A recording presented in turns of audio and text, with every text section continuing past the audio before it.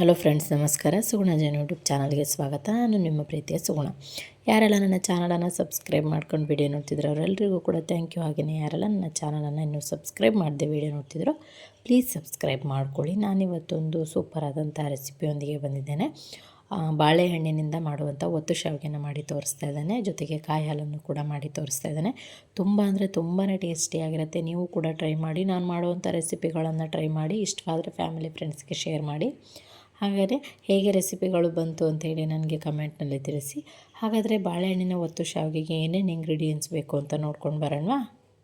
ನಾನಿಲ್ಲಿ ಈ ಗ್ಲಾಸ್ನಲ್ಲಿ 2 ಗ್ಲಾಸ್ ಆಗುವಷ್ಟು ಅಕ್ಕಿಯನ್ನು ಯಾವುದಾದ್ರೂ ತೊಗೊಳ್ಬೋದು. ನಾನು ನಾರ್ಮಲ್ ರೈಸನ್ನು ತೊಗೊಂಡಿದ್ದೇನೆ. 2 ಕಪ್ ಆಗುವಷ್ಟು ನೀರಿನಲ್ಲಿ ಓವರ್ ನೈಟ್ ನೆನೆ ಹಾಕಿದ್ದೆ. ಅದನ್ನು ನೀರು ತೆಗೆದಿಟ್ಕೊಂಡಿದ್ದೇನೆ. ಒಂದು 20 ಈ ರೀತಿಯಾಗಿ ಚಿಕ್ಕ ಚಿಕ್ಕ ಬಾಳೆಹಣ್ಣುಗಳನ್ನು ತೊಗೊಂಡಿದ್ದೇನೆ. ಈ 2 ಕಪ್ಪಿಗೆ ಇಷ್ಟು ಬಾಳೆಹಣ್ಣು ಬೇಕಾಗ್ತದೆ. ನೀವೇನಾದರೂ ದೊಡ್ಡ ಬಾಳೆಹಣ್ಣು ತೊಗೊಳ್ತೀನಿ ಅಂದರೆ 2 ಬಾಳೆಹಣ್ಣು ಅಥವಾ 4 ಬಾಳೆಹಣ್ಣು ಸಾಕಾಗ್ತದೆ. ಉಪ್ಪು, ಸ್ವಲ್ಪ ಏಲಕ್ಕಿ, 1 ಕಪ್ ಆಗುವಷ್ಟು ಬೆಲ್ಲ. ಬಾಳೆಹಣ್ಣು ಸ್ವೀಟ್ ಇಲ್ಲ, ಸ್ವಲ್ಪ ಹುಳಿ ಅಂಶ ಇದೆ, ಹಾಗಾಗಿ ನಾನು ಬೆಲ್ಲವನ್ನು ತೊಗೊಂಡಿದ್ದೇನೆ. ಇಲ್ಲ ನಮಗೆ ಬಾಳೆಹಣ್ಣೆ ಸ್ವೀಟ್ ಇದೆ ಅಂತ ಹೇಳಿದರೆ ನೀವು ಬೆಲ್ಲವನ್ನು ಸ್ಕಿಪ್ ಮಾಡ್ಬೋದು. ಈಗ ನಾವು ಮೊದಲನೇದಾಗಿ ಹಿಟ್ಟನ್ನು ಪ್ರಿಪೇರ್ ಮಾಡ್ಕೊಳ್ಳೋಣ. ನಾನೇ ಬಾಳೆಹಣ್ಣುಗಳನ್ನು ಸಿಪ್ಪೆಯನ್ನು ತೆಗೆದು ಮಿಕ್ಸಿ ಜಾರಿಗೆ ಹಾಕ್ಕೊಳ್ತಿದ್ದೇನೆ. ಓಕೆ, ನಾನಿಲ್ಲಿ ಆಲ್ರೆಡಿ ಸಿಪ್ಪೆನ ಸುಲಿದಿಟ್ಕೊಂಡಿದ್ದೇನೆ. ಇದಕ್ಕೆ 1 ಕಪ್ ಬೆಲ್ಲ ಏನು ತೊಗೊಂಡಿದ್ವಿ ಅದನ್ನು ಹಾಕ್ತಾಯಿದ್ದೇನೆ. ಏಲಕ್ಕಿಯನ್ನು ಸಹ ಹಾಕ್ತಿದ್ದೇನೆ. ಸ್ವಲ್ಪ ಉಪ್ಪನ್ನು ಹಾಕ್ತಾಯಿದ್ದೇನೆ.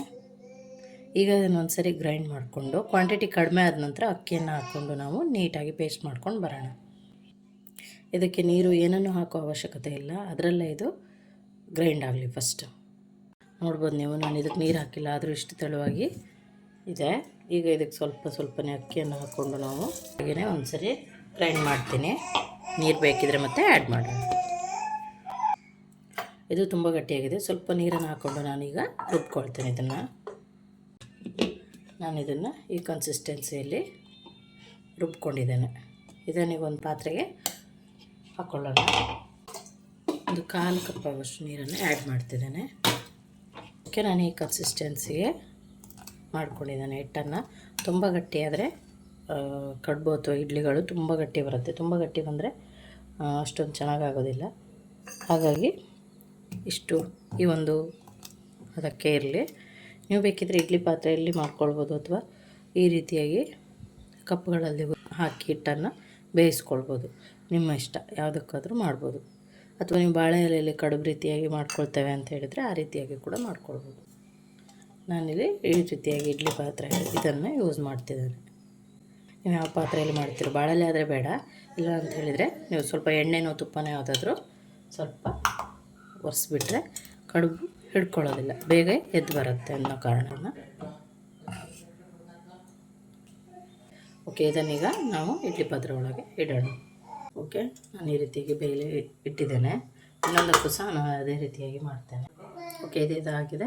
ಲಿಡ್ ಕ್ಲೋಸ್ ಮಾಡಿ ಚೆನ್ನಾಗಿ ಬೇಯಿಸ್ಕೊಳ್ಳೋಣ. ಕಾಯಿ ಹಾಲು ಮಾಡೋದಕ್ಕೆ ನಾನು 1 ಕಪ್ ಆಗುವಷ್ಟು ಕಾಯಿ ತುರಿಯನ್ನು ತೊಗೊಂಡಿದ್ದೇನೆ. ಸ್ವಲ್ಪ ಏಲಕ್ಕಿಯನ್ನು ತೊಗೊಂಡಿದ್ದೇನೆ. ನೀವು ಶಾವಿಗೆ ಏನಾದರೂ ಸಪ್ಪೆ ಆಗಿದೆ ಅಂತ ಅಂದರೆ ಇದಕ್ಕೆ ಸ್ವಲ್ಪ ಬೆಲ್ಲವನ್ನು ಆ್ಯಡ್ ಮಾಡ್ಬೋದು. ಉಪ್ಪು ಕೂಡ ಬೇಕನ್ನಿಸ್ತು, ತುಂಬ ಸಪ್ಪೆ ಅನಿಸ್ತಾ ಇದೆ ಅಂದರೆ ಸ್ವಲ್ಪ ಚಿಟಿಕೆಯಷ್ಟು ಉಪ್ಪನ್ನು ಇದಕ್ಕೆ ಆ್ಯಡ್ ಮಾಡ್ಬೋದು. ಇಲ್ಲ ತುಂಬ ಸ್ವೀಟ್ ಕಡಿಮೆ ಇದೆ ಅಂದರೆ ಇದಕ್ಕೆ ಬೆಲ್ಲವನ್ನು ನೀವು ಆ್ಯಡ್ ಮಾಡ್ಬೋದು. ಸ್ವಲ್ಪ ನೀರನ್ನು ಹಾಕಿ ಚೆನ್ನಾಗಿ ಗ್ರೈಂಡ್ ಮಾಡ್ಕೊಳ್ಳೋಣ. ಓಕೆ, ನಾನು ಇಷ್ಟು ನೈಸಾಗಿ ರುಬ್ಕೊಂಡಿದ್ದೇನೆ. ಮತ್ತೆ ಬೇಕಿದ್ರೆ ಇದನ್ನು ರುಬ್ಕೊಳ್ಬೋದು. ಇದಕ್ಕೆ ಸ್ವಲ್ಪ ನಾವು 1 ಗ್ಲಾಸಷ್ಟು ನೀರನ್ನು ಹಾಕಿ ಇದರಲ್ಲಿ ನಾವು ಈ ರೀತಿಯಾಗಿ ಜರಡಿಯನ್ನು ಇಟ್ಕೊಳ್ಬೋದು. ನಾನಿಷ್ಟು ಕಾಯಿ ಹಾಲನ್ನು ರೆಡಿ ಮಾಡಿ ಇಟ್ಕೊಂಡಿದ್ದೇನೆ. ಇದಕ್ಕೆ ಶಾವಿಗೆ ಸ್ವಲ್ಪ ಕಾಯಿ ಹಾಲು ಕ್ವಾಂಟಿಟಿ ಜಾಸ್ತಿ ಬೇಕಾಗುತ್ತೆ, ಹಾಗಾಗಿ ನಾನು ಸ್ವಲ್ಪ ಈ ರೀತಿಯಾಗಿ ರೆಡಿ ಮಾಡಿ ಇಟ್ಕೊಂಡಿದ್ದೇನೆ. ಓಕೆ, ಇದಿಷ್ಟು ಬೆಂದಿದೆ ನೋಡ್ಬೋದು. ಇದು ಬೆಂದಿದ್ದೀವಿಲ್ವ ಅಂದರೆ ಈ ರೀತಿಯಾಗಿ ಸ್ಪೂನನ್ನು ಹಾಕಿದಾಗ ಸ್ಪೂನಿಗೆ ತುಂಬ ಹಿಡ್ಕೊಳ್ಬಾರ್ದು, ಈ ರೀತಿಯಾಗಿ ಅಂಟ್ಕೊಳ್ಬಾರ್ದು, ಹಾಗಿದ್ರೆ ಬೆಂದಿದೆ ಅಂತ ನೋಡ್ಬೋದು.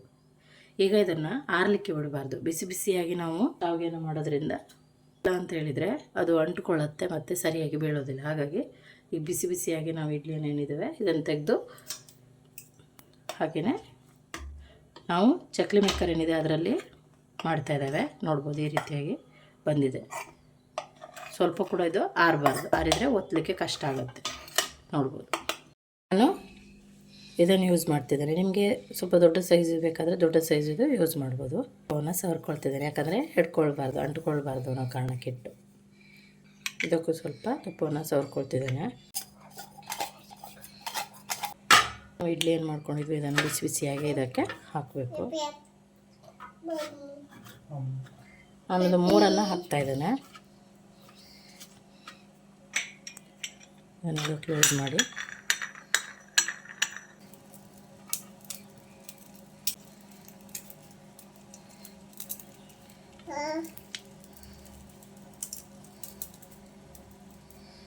ಓಕೆ, ಈ ರೀತಿಯಾಗಿ ಎಲ್ಲವನ್ನು ಮಾಡಿಕೊಂಡ್ರೆ ಆಯಿತು.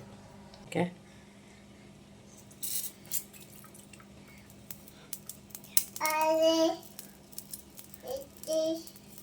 ತಣ್ಣಗಾದರೆ ಸ್ವಲ್ಪ ಟೈಟ್ ಆಗುತ್ತೆ, ಒತ್ತೋದಕ್ಕೆ ಕಷ್ಟ ಆಗುತ್ತೆ.